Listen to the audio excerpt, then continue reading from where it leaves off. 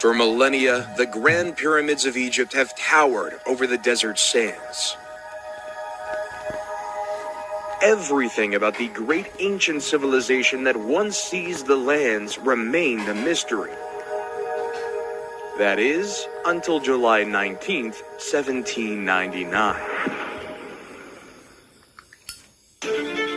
A French soldier discovers a large stone about 35 miles east of Alexandria during Napoleon Bonaparte's Egyptian expedition,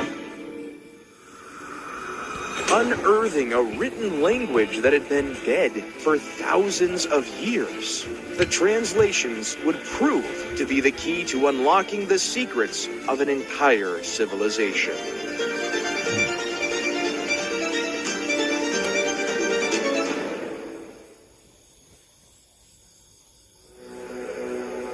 Egypt is the gift of the Nile. That's what Herodotus, the father of history, said. Since the Nile is the lifeline, as it provided Egypt with water for the cultivation of crops, which led to the burgeoning of civilization all along the length of the Nile Valley. The river strip that divided the Egyptian territory into two parts provided a favorable environment for the rise of civilization when the Nile Valley began in the Miocene times, cutting it into its current shape. The various geographical resources effectively contributed to the state's foundation. As a result of the annual floods that spread the fertile soil to the east and west over the centuries, mud deposits built up.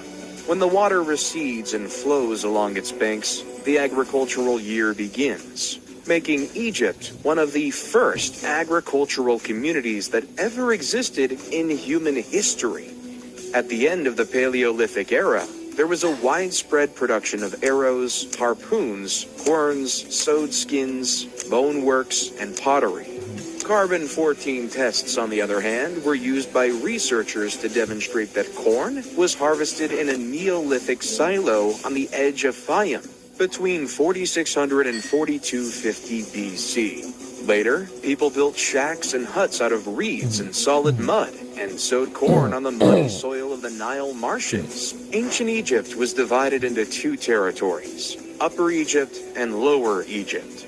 Lower Egypt lay to the north, where the Nile extended out with its several branches to form the Nile Delta. Upper Egypt, which stretched to Aswan, was to the south. The two kingdoms were united around 3000 BC by King Narmer, but each retained its regalia, the Hedjet, or white crown, for Upper Egypt, and the Deshret, or red crown, for Lower Egypt. As a result, the pharaohs were known as the rulers of the two lands, and they wore the Shint, a double crown with each half denoting sovereignty of a different land.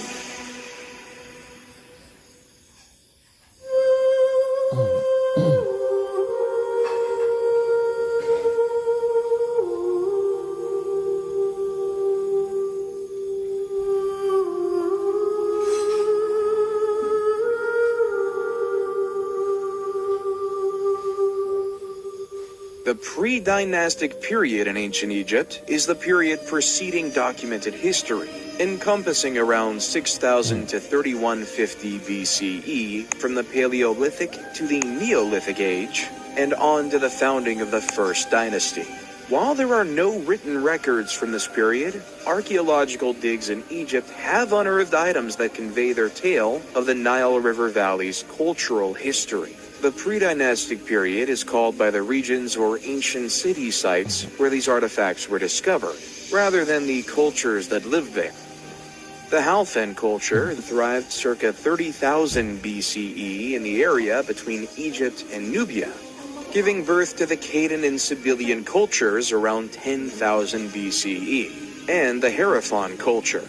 All of these cultures are hunter-gatherer societies that gradually grew more sedentary and settled into more permanent settlements based on agriculture. The Fayum Oasis is a natural basin located southeast of the Giza Plateau that gave home to the Fayum A civilization during 9000 to 6000 BCE. These people lived in the vicinity of a vast lake and made their living through agriculture, hunting, and fishing. The people of Fayum constructed reed homes with subterranean basements for food storage. Cattle, sheep, and goats were domesticated, and basketry and pottery production flourished. During this period, tribal chieftains assumed positions of power, which may have been passed down to the next generation in a family or tribal unit. Communities went from tiny tribes traveling together to large groupings of diverse tribes living in the same region all the time. The Fayum-A culture gave rise to the Merimde during 5000 to 4000 BCE, which was named from artifacts discovered at the location of that name on the western side of the Nile Delta.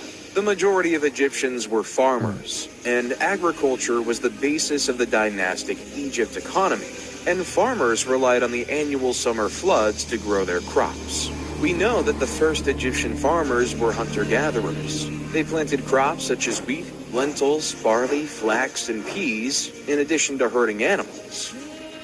According to what was found on a location in the western side of the Nile Delta, the oldest levels of Merimdi Beni Salama that evolved between 8000 and 4000 BC, in addition to the Fayum Basin, both dating back to the Neolithic era. The Nile Valley's convex terrain encouraged the development of several basins, which in ancient times were flooded with floodwaters every year that brought silt and mud that fertilized the soil. These basins, of which 130 have been found, served as the irrigation system's reservoirs in ancient Egypt. Granaries were made of clay jars or baskets that were buried up to their necks in the earth. The El Omari culture, about 4000 BCE, developed on these achievements by building circular homes of higher complexity with plastered mud walls. All of these cultures evolved and flourished in Lower Egypt, Northern Egypt, closest to the Mediterranean Sea, whereas Upper Egypt civilization formed later. The inhabitants of the Badarian culture lived in movable tents, like their ancient forefathers, but preferred fixed homes. Following the Badarian period came the Amratian period, also known as Naqada I, which constructed more complex homes with windows and hearths, wattle and daub walls, and windbreaks around the main entryway. The practice of mummification began around 3500 BCE, where burial items were still left with the deceased. These developments were aided by the Gerzian culture, also known as Naqada II, 3500 to 3200 BCE, which launched trading with other regions, inspiring changes in culture and art. The houses were built of sun-baked brick, and the more opulent ones included courtyards, an addition that would become commonplace in Egyptian homes later. The city of Abydos, located north of Naqada, became an important burial location, and huge tombs were built, forming a necropolis, a city of the dead. These tombs were originally made of mud bricks, but subsequently of huge, neatly hewn limestone. Eventually, the site would become the burial place for Egypt's rulers. Despite this, evidence reveals that individuals from all across the nation had their deceased buried at Abydos, and gave burial gifts to commemorate their memory. By this time, the cities of Zeus and Hierakonpolis were considered ancient, while Thinis, Naqada, and Nekhen were rapidly developing. The hieroglyphic alphabet, which was invented around 3400 to 3200 BCE, was used for maintaining records, although no entire sentences from this period have been discovered. At this time, the earliest Egyptian writing discovered so far originates from Abydos, and was discovered on pottery, clay seal imprints, and bone and ivory items. Complete sentences are not found in Egypt until the time of King Peribsen in the Second Dynasty 500 years later. This period led to the Naqada III period from 3200 to 3150 BCE. Following Naqada III, the early dynastic period and Egypt's recorded history began.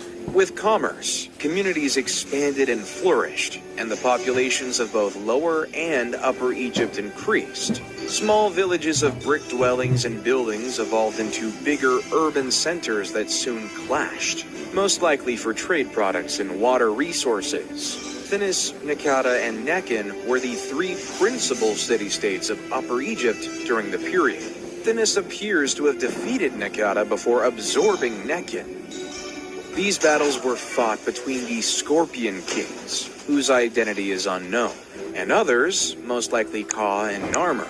According to some researchers, Scorpion I, Scorpion II, and Ka were the final three rulers of the proto-dynastic period, before King Narmer invaded and unified Lower and Upper Egypt and created the First Dynasty.